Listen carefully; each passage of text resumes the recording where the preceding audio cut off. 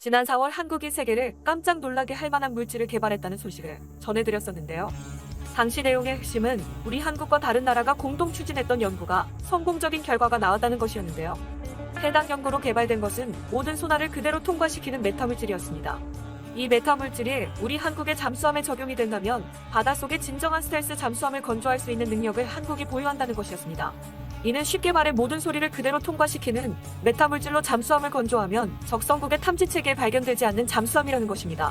바다의 왕자라고 할 수 있는 잠수함은 탐지부터 욕격까지 정말 처리하기 힘든 까다로운 무기체계입니다. 안녕하세요, 군사기밀TV입니다.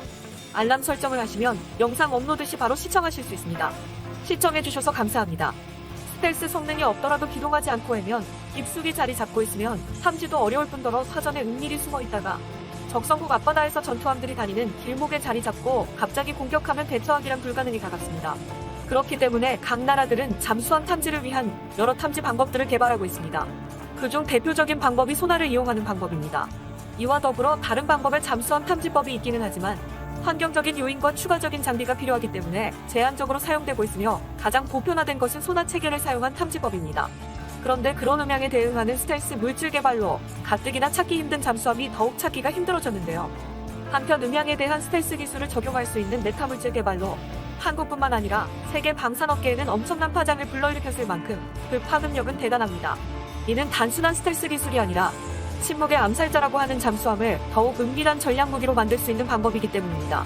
그런데 이렇게 놀라운 물질을 개발한 한국이 이번에 또 일을 크게 냈습니다.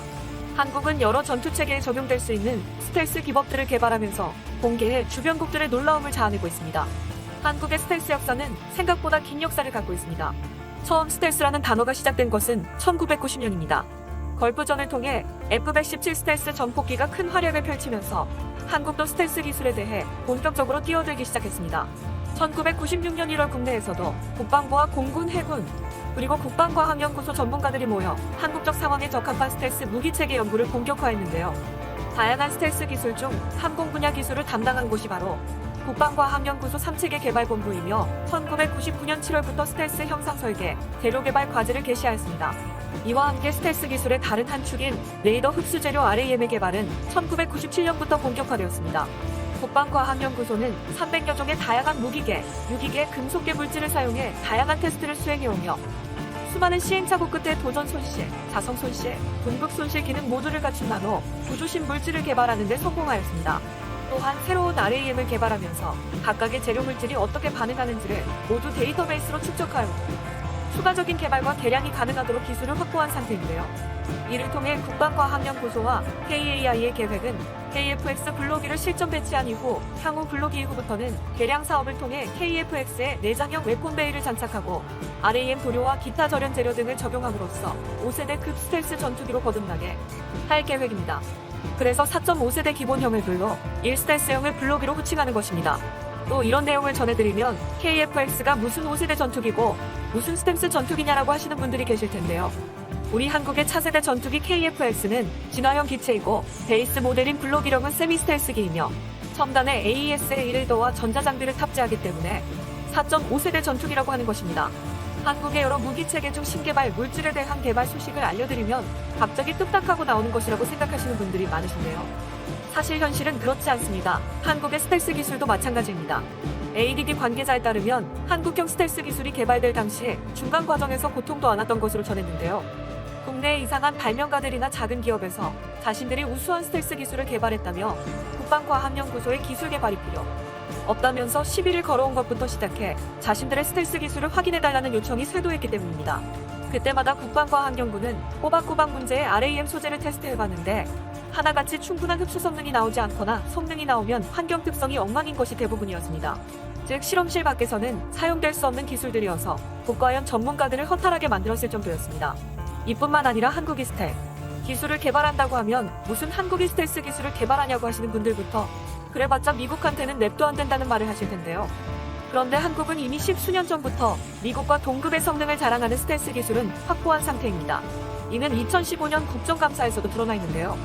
당시 정옥용 국방과학연구소 수장에 따르면 한국형 전투기 KF-X에 스텔스 기능이 들어간다. 그리고 이 기술은 한국이 그동안 스텔스 기능을 독자적으로 개발해왔으며 상당 부분 개발돼 있다 라고 밝히기도 했습니다. 또한 우리 한국의 ADD를 통해 스텔스 기술 연구와 개발을 하고 있다는 것은 이미 어느 정도 알려져 왔습니다. 하지만 공식적으로 발표한 적은 없었는데요. 이는 한국이 보유한 스텔스 기술이 어느 정도의 능력을 갖고 있는지에 대해서는 군사 기밀이며 보안이었기 때문입니다. 한국의 스텔스 기술이 가시적인 성과를 보인 것은 2008년부터입니다. 이는 군 당국이 적의 레이더망을 피하는 스텔스 기술을 독자적으로 연구 개발한 지 9년 만에 핵심 기술 개발에 성공했기 때문인데요. 기술 개발 주관인 국방과학연구소는 전파 흡수 재료를 부착한 F4 전투기와 전투기 특수 모형으로 실시한 지상 실험에서 양호한 결과를 얻었을 뿐만 아니라 스텔스 재료 및 무기체계 적용 기술 개발을 위한 응용 연구를 진행해 스텔스 기능 구현에 필수적인 전파 흡수 재료도 개발했습니다. 그중 가장 대표적인 스텔스 기술 중 하나는 국방과학연구소가 오랜 시행착오 끝에 개발한 한국형 RAM입니다. 이것은 세계 대역의 주파수에 대해 광범위하게 흡수하는 성능을 갖고 있습니다. S밴드, C밴드, X밴드 대역으로 인해서 1-2GHF에 걸친 레이더 전파의 90% 이상을 흡수하는 강력한 광대역 전파 흡수 능력을 나타냈습니다. 국가연은 이를 검증하고자 2001년 4월부터 팬텀 전투기에 한국형 RAM을 도포한 이후 2001년 4월부터 팬텀 전투기에 한국형 RAM을 도포한 이후 실제 RCS를 측정한 결과 예측한 수준의 RCS 저감 능력을 실증하기도 했습니다. 이 일을 계기로 한국은 2010년대 중반까지 스텔스 기능 구현에 필요한 모든 핵심 기술을 개발할 계획이라고 밝혔습니다. 또한 스텔스 기능 구현을 위해 필요한 핵심 기술을 2009에서 2023년 국방연구개발 기획서에 이미 반영됐을 만큼 한국의 스텔스 기술은 거의 완성 단계라는 것입니다. 현재 알려진 바로는 전투기와 함정을 포함해 레이더 전파를 최대한 피할 수 있는 스텔스 형상 설계 기술도 확보한 것으로 알려져 있는데요. 한편 한국의 KF-X에 적용되는 스텔스 기술은 라팔이나 F-18이 F와 유사한 4.5세대 전투기를 목표로 개발을 시작했지만 향후 성능 개량을 통해 5세대 스텔스기로 발전할 수 있도록 초기부터 우수한 RAS라고 하는 레이더파 형상 감소 설계를 도입했습니다. 이를 기반으로 국방과학연구소는 향후 KF-X 전투기를 완성한 이후 본기체에 한국형 RAM을 도포해 제5항공시험장으로 보낼 예정입니다. 이곳에 설치된 대형 특수환경시험장에서 극한의 환경에 노출시킴으로써 한국형 RAM의 내구성을 확인한 이후 신뢰성 평가를 통과하면 실제 KF-X 기체에 사용할 계획인 것입니다. 이렇게 한국 희독자 개발한 하나의 스텔스 기술이 완성됐지만 기술은 많은 문제점을 갖고 있습니다. 사실 현재 사용 중이거나 개발 중인 RAM은 한국뿐만 아니라 다른 나라에서도 많은 한계점을 갖고 있는데요. 현용 RAM 도료는 특별히 관리된 대형 항원 방습시설에서 전문가가 도료 형태로 천천히 도포해 층을 쌓아가는 형태이기에 칠하기가 어려울 뿐만 아니라 지속적인 관리가 요구되기 때문입니다.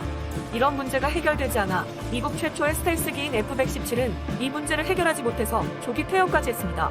전문가들이 미국의 스텔스 기술을 세계 최고로 평가하는 이유 자체가 RAM의 흡수 능력도 우수하지만 무엇보다 다양한 극한 환경에서 사용할 수 있는 RAM 도료를 개발함은 물론 이를 관리할 수 있는 기반 기술과 경험이 있기 때문입니다. 또한 미국이 스텔스 최강자인 이유는 다양한 스텔스 기술뿐만 아니라 그 기술과 합을 이루는 소재공학까지 선진화된 기술을 갖고 있는 상황인데요. 일반적으로 스텔스는 전투기와 정찰기, 함정 등이 적의 레이더 및 적외선 탐지기, 음향 탐지기 등에 포착되지 않도록 하는 은폐 기술인 만큼 전파 흡수 재료는 기체나 장비에 칠을 할 수 있는 도료 또는 필름, 플라스틱 소재 등으로 구성하고 있습니다.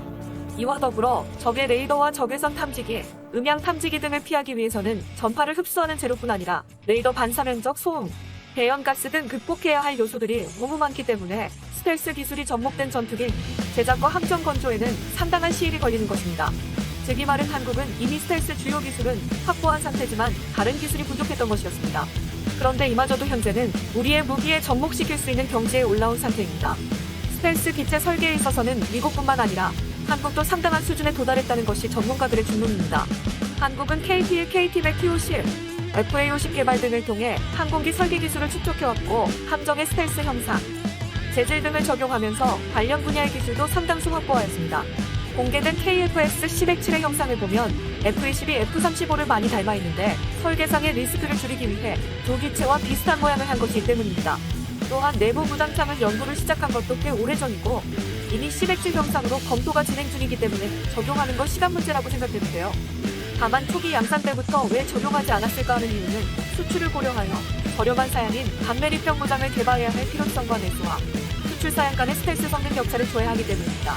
그래서 이런 이유 때문에 KF-X가 평화되기도 했습니다. 한편 2019년 파동에너지 극한제어 연구단에서 나온 환경시험과 그래픽 양산 기술이 발표되면서 전 세계가 한국의 스텔스 기술에 관심을 쏟는 사건이 발생하게 됩니다.